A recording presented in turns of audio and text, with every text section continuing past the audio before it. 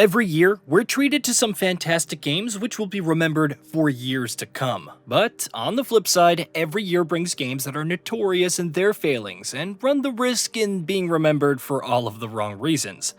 The games on this rundown, sadly, are amongst the worst 2024 has seen. And while some stand chances to improve over time, most are already condemned to the dustbins. Suicide Squad Kill the Justice League. This game doesn't get what it means to be a superhero. Full stop. Incremental power-ups to characters who should already be suited to high levels meant that this generic paint-by-numbers shooter was always destined to underwhelm. Most disappointing with Suicide Squad Kill the Justice League, though, is the fact that Rocksteady was at the helm. The Arkham developers crafted a multiplayer shooter when atmospheric single-player games are their bread and butter. The reported $200 million loss on the game hasn't perturbed WB Games though, who seem strangely hell-bent on going all in on live service for their future titles.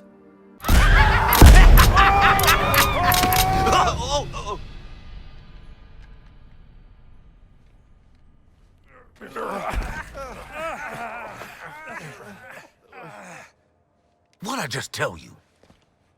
Wait, we don't shoot these guys here? Aw, okay, that's on me.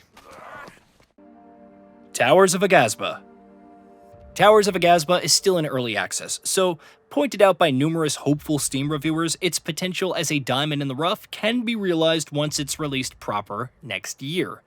As it stands though, with shoddy technical shortcomings and a woefully implemented storage system, a system, as it happens, should at least be capable of storing the hundreds of gatherable resources, then this cooperative action RPG in its current state is a hard pass.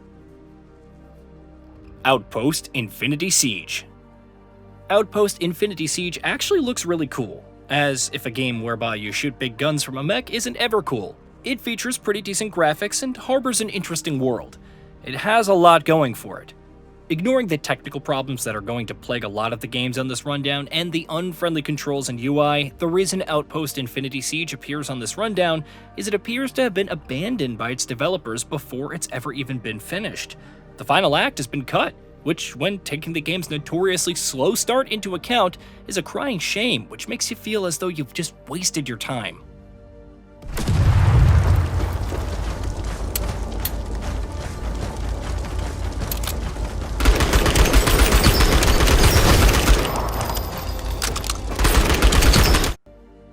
Winter Survival.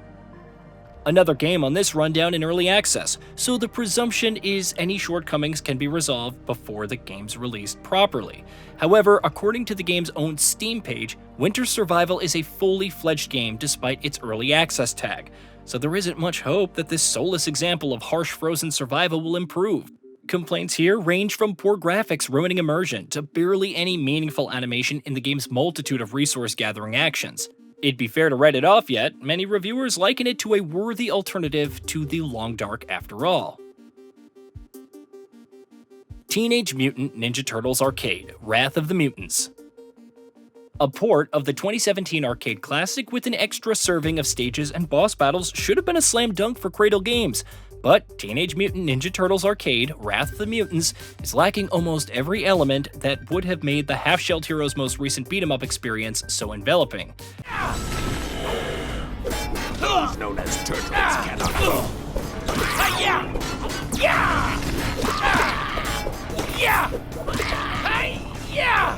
Stop those known as the turtles. Can't have more.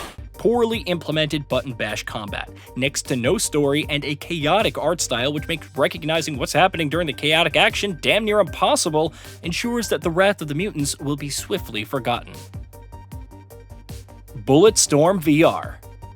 Speaking of slam dunks, applying a virtual reality sheen to one of the most fun shooters in recent memory should have been one and done with Bulletstorm VR, but alas, it wasn't meant to be. Principle in Bulletstorm VR's failings is the dearth of content, with arguably half of Bulletstorm's best bits cut from VR. Plus, the vulgarity and brutality has been toned down, and all of the textures are just a little shoddy. Improvements have been made since launch, but gunplay is still sluggish. Poor aiming and tricky reloading make this an inessential experience. The casting of Frank Stone. Perhaps owing to Supermassive Games' pedigree as an interactive storytelling tour de force, expectations were high for the casting of Frank Stone. And whilst a game which melds the studio's prowess with Dead by Daylight's universe is billed as an experience that won't soon be forgotten, it's for the wrong reasons. This one will stay in the limelight. To be clear, the casting of Frank Stone isn't a bad game, but a convoluted story split across multiple timelines and dimensions makes keeping track of the plot just tricky, which for a narrative-heavy game such as this is a severe misstep. Endless Ocean Luminous. Feels a bit harsh to include a game about the mindful exploration of the drifting blue.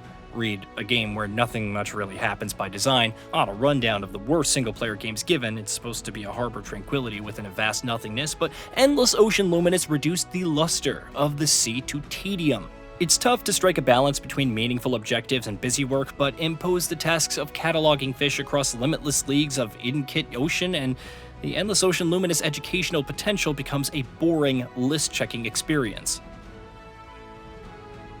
Alone in the Dark.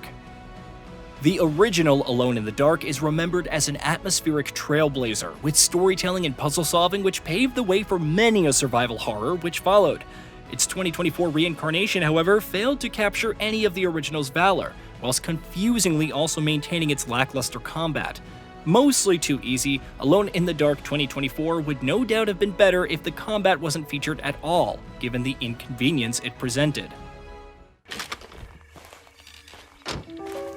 Did you bring a gun? Yeah. You think it'll actually come to that? No. Asphalt Legends Unite. Gameloft's expansion update to Asphalt 9 Legends brought crossplay capability, dynamic lighting, a new Singapore circuit, and revamped UI. But the game's relentless monetizing of everything remains and is arguably worse than ever. Compounding the necessity to spend money, the options to customize and upgrade your vehicles are bare and aren't helped by the overly obvious rubber banding, no matter how much you tweak your ride. Starfield Shattered Space.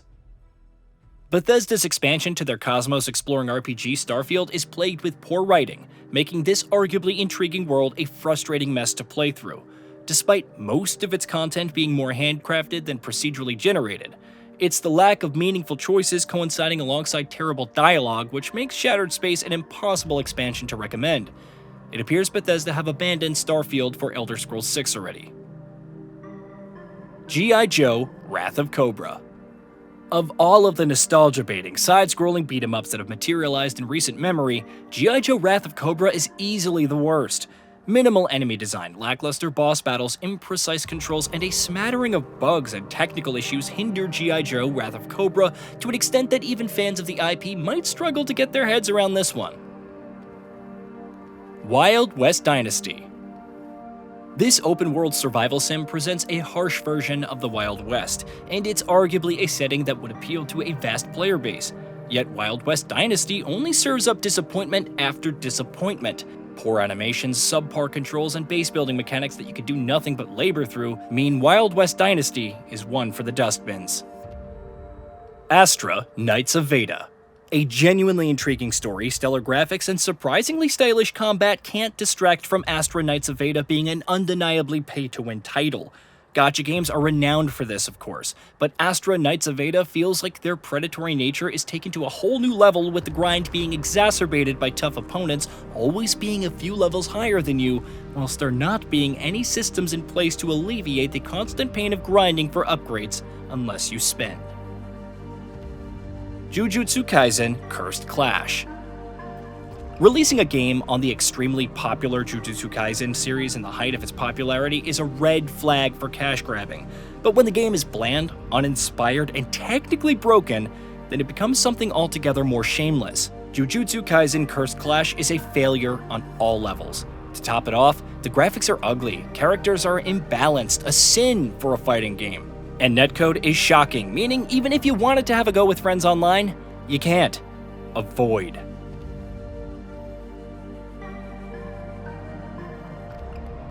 Hey, did you know that we at Gaming Bolt upload new videos every day? Stick around, drop a like, subscribe, and hit that bell. And let us know what kind of content you'd like to see in the future with a comment below.